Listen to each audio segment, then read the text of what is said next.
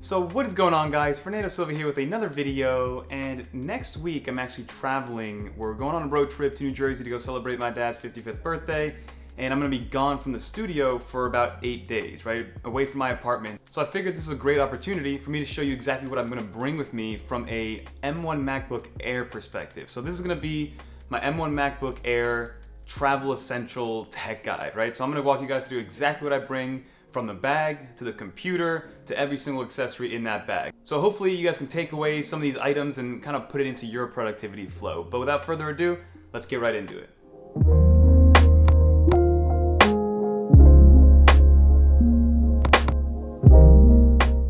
So the first thing we got to talk about is the bag itself.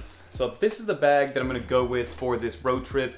So I've had this bag for a little over a year. I've been using this one and the Initech bag simultaneously. I actually got this one first, and this was by Timbuk2, and it's the Messenger 2 bag. I got it about a year and a half, maybe 2 years ago at this point, and the reason I got it is because I wanted a messenger bag because I wanted that sling, and then I also wanted something that was a little bit water resistant because I was, commuting to work in New York City, walking around a lot, and you guys know the conditions over there could be pretty crazy. So that's why I got the Timbuk2 bag. And I was also traveling a lot via plane, and this has an awesome feature where you can kind of unzip the entire thing and lay it flat, which allows it to go through TSA without you having to actually remove any iPads or tablets or laptops or anything of that nature because it's TCA compliant. So that's an amazing thing to have, and it saves me a little bit of time going through security. And other than that, the reason I was drawn to this bag, it checked off everything that I needed, right? It had that cool gray-blue colorway that I really like. It was water resistant. It had one cup holder which can kind of form to any single size cup. It has a multitude of pockets, from obvious ones to ones that are a little bit less obvious, to big ones, small ones, holders for chargers, pencils. So it kind of checked off every single box, and it was lightweight, affordable, and comfortable. So it's got a great shoulder strap to kind of keep and even out the weight. And then not even that, but the actual adjusting mechanism is so clean. It's amazing how easily you can just pull this up, tighten it, and close it down. So that is my bag of choice, and that's the bag that I'm gonna bring with me, and that's gonna house everything that I need to bring with me from a tech perspective to be able to work away from my normal area. So if we move on from the bag itself, I'm gonna talk about the laptop that I have. So I'm rocking the basic M1 MacBook Air that I got off the Apple Store through the Education Store. Hint, hint, wink, wink. I think now instead of taking $100 off, they're throwing in AirPods. But still, if you guys are going to get a new laptop or tablet, go through the Apple Education Store. They usually have $100 off, or they'll add a cool item like AirPods, AirPods Pro, something free along those lines. So definitely go to the Education Store if you're looking to pick up a brand new Mac computer. But again, I'm rocking the base model M1 MacBook Air with 8 GB RAM, 256 GB of storage. And for the most part, it's been running really well. The one hiccup that I've had so far with the M1 MacBook Air is just with Chrome. I use LinkedIn a lot, and when I have 50 to 60 Chrome tabs open and all of them being linked in, it does start to slow down a little bit, but I don't really think that's the M1 chip's fault. I think it's just a RAM issue, it's a Chrome issue, and I probably just shouldn't be doing that. But I did switch over to the Brave browser, which has been doing better, and I'm definitely gonna have a review for you guys on that one soon. But that is the laptop that I'm going with, and that's in the space gray colorway. Plain and simple, nothing protecting it, no skins, no screen protectors, nothing. I just like to keep it nice, clean and simple, because for the most part, I keep it docked and closed, my vertical stand right behind me, but it's gonna get a lot more use as I'm going on the road, and I'm not gonna have my desk right here. And the next thing I'm gonna talk about is my mouse. So I didn't actually bring an external keyboard because I figured I don't need one, and the keyboard on the MacBook Air is actually really nice. But I do like to use a mouse, and the mouse that I use is that MX Anywhere S2. The S3 actually already released, and it fixed the one issue which I didn't like about the S2, which is that the S2 charges via micro USB and the S3 charges via USB-C. So other than that, the S2 is identical, I wanna say 99% of the way to the S3.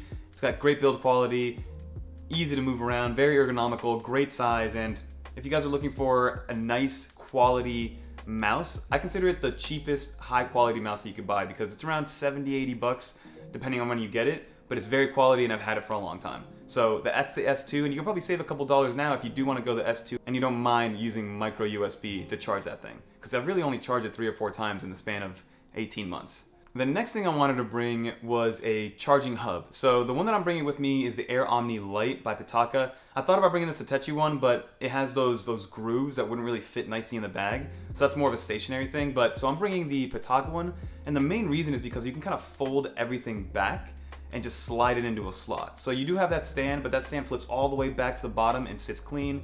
You have the Apple Watch charger, which can sit flush, or you press a button and it creeps up for a different look if you have maybe a loop wristband that you can't lay it flat. You also have a up to 15 watt wireless charging for iPhones and Samsung phones on the front, and then another 7.5 watt wireless charger to charge headphones.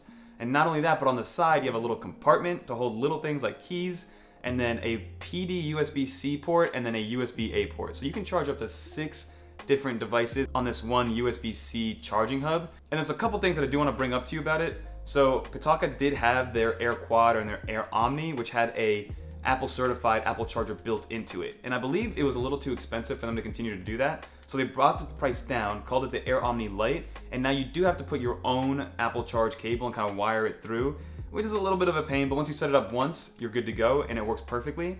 And then also it charges or plugs into the wall via a barrel connector. So it doesn't plug directly into the wall through a USB-C charger. You gotta use their proprietary barrel connector for it to work. So I do have to bring that with me, but other than that, that's a great solution to have on the go, especially if you're gonna be somewhere for a couple days.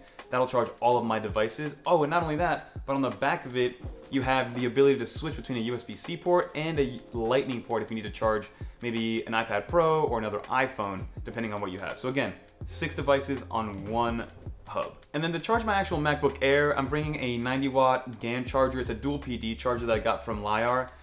It's just a great charger. You know, it's got 2 ports. I can charge my iPhone, I can charge an iPad, I can charge my iPad and a MacBook. It all depends on what I want to do. So it either gives you full 90 watts of power, which is overkill for a MacBook Air or an iPad Pro, but then you can also split it up and do 2 45 watt charging. And it's a smart charger, so it'll try to protect your devices. So if you're charging an iPhone and a MacBook, it'll put most of the power into the MacBook versus the iPhone.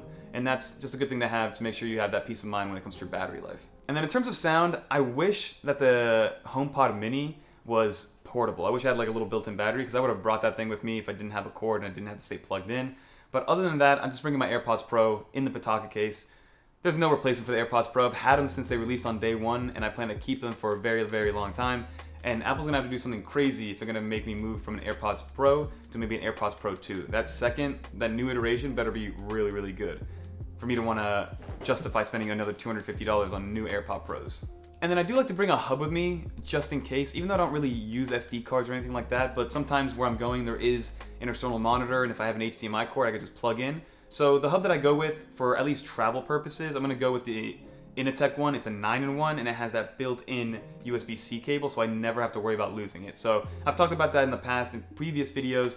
I love it. I think it was the first USB-C hub that I actually owned, and it's still kicking. It's got Ethernet, VGA, HDMI, I think 3 USB-As, 2 USB-Cs. So it's got everything you would need. The only thing it doesn't have is a headphone jack. So keep that in mind. If you really need a hub with a headphone jack, you're gonna have to go in a different direction. But at the same time, MacBook Airs have headphone jacks plugged in, and I haven't used a wired headphone adapter in who knows how long.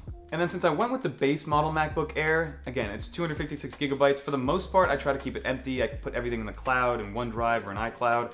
And I try to keep only just native applications that I need on the MacBook. So I don't take up too much space, but if I do a little bit more work that has more intensive tasks or bigger file sizes, I tend to just move them from my MacBook Air into my RAV Power SSD, because that has 500 gigs. I'd rather it stay on there, especially if it's something I don't need immediately, and just have it sit there as opposed to taking up hard drive space on the MacBook Air and then start to slow it down, which is something that I do notice very frequently.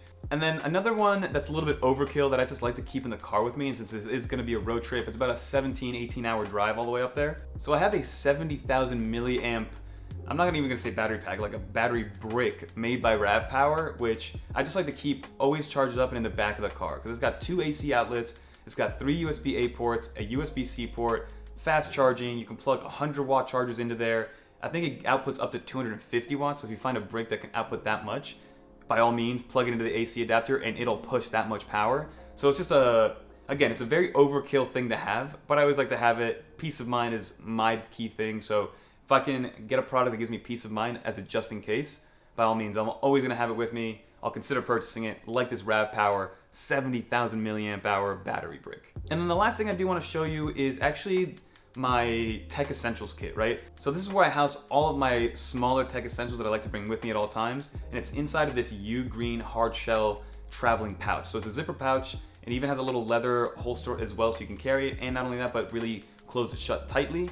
And inside of that, I carry usually my 10,000 milliamp hour Satechi battery pack with the built-in Apple Watch charger. I have another Apple Watch charger in there, an AirPods Pro and an AirPods wireless charger in there, another smaller USB-C hub just in case I need it, and then some other miscellaneous cords that I just have in there just in case I'd need to pull them out. And again, this is by a Ugreen. I've had this for a while now. I actually made a video on just this thing in my like tech survival kit, and it did pretty well. So if you guys want to check it out, I'll link it down below. But this thing, it's always good to have like something smaller inside of your bigger bag that has all your smaller components, because it's a lot safer to have it in there, and then you know exactly what's in there whenever you need it. For instance, like this is always loaded up, ready to go, so if I'm ever going somewhere, I just grab it. None of the things in here I really use inside of my apartment. It's always when I'm going somewhere, so this kit is always ready to go. And then lastly, I have a little cleaner which has two sides to it. It's got a microfiber cloth side to it and then some bristles on the side. That's usually just to keep the keyboard clean, keep the screen clean, and just to get rid of any dust and debris that I just don't really want to have on there, right?